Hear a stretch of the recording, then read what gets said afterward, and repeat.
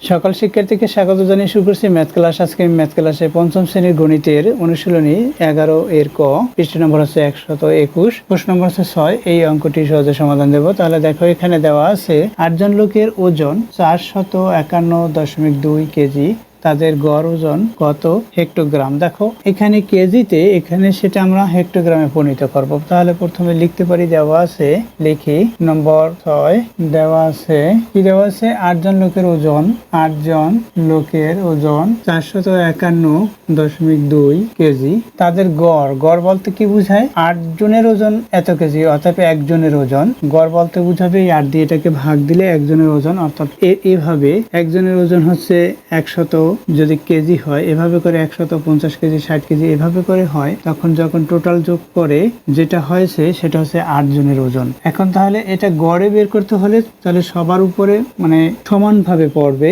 গড়ে ওজন কত। যেমন 5টা বইয়ে এ পরীক্ষায় কোনটিতে 80, কোনটিতে 90, কোনটিতে 50 নম্বর এভাবে পেলে গড়ে কত নম্বর করে পেয়েছে, তখন 5 দিয়ে সেই টোটাল নম্বরকে অর্থাৎ মোট নম্বরকে ভাগ করতে হবে, তাহলে গড়ে হবে। তাহলে দেখো এখানে কেজি আছে, কেজিতে আমাদের এই হেক্টোগ্রামে পরিণত করতে হবে। তাহলে আমরা লিখবো, দেওয়া সেটা লেখা হলো, আমরা লিখবো, আমরা জানি সূত্রটি প্রথমে লিখে নেই। আমরা জানি সূত্র লিখতে হলে অবশ্যই এভাবে লিখতে হবে। আমরা জানি 1 কেজি সমান 10 হেক্টোগ্রাম, হেক্টোগ্রাম এই সূত্রটি লিখে নিতে হবে। কেজিতে রূপান্তর করার পরে কেজি থেকে আমরা যখন হেক্টোগ্রামে রূপান্তর করব তখন কি করব, তাহলে 10 হেক্টোগ্রাম সমান 1 কেজি এভাবে করে, অর্থাৎ 1 হেক্টোগ্রাম এভাবে করে, অর্থাৎ 10 দিয়ে ভাগ হবে। তাহলে লিখি, দেখো এখানে যা দেওয়া আছে প্রথমে লিখে নেই।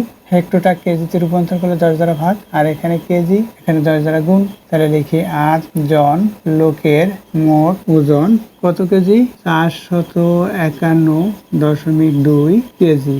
অতএব 1 জন লোকের ওজন, মোট না লিখলে হয় এটাই ওজন, একজন লোকের ওজন কত, এখানে 451কে 451.2 কে 8 দিয়ে ভাগ, এখানে কেজি আছে, কেজি কমা ব্যবহার করি, সমান দেই। দেখো আমরা ভাগ করি, এখানে 451.2 কে 8 দ্বারা ভাগ করব।